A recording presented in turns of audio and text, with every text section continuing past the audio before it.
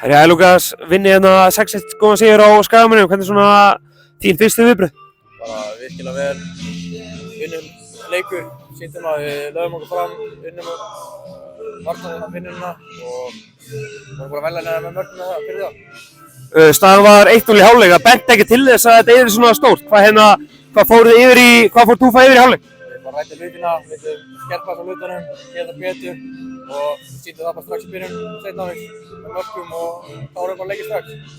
Töpuðu 3-0 í Hafnarfirði í síðustu umferð, fenguð smá gagnrýni. Hvernig var æfingavikan og hvernig var að gíra sig inn í þennan leik í kvöld? Það var lítið að segja með það. Við vorum bara svekktir hana og mikill virðingur, ósættir bara með sjálf okkur og skilum bara að vinna okkur dag og sýndum að við getum þetta. Þetta er ekkert flókið.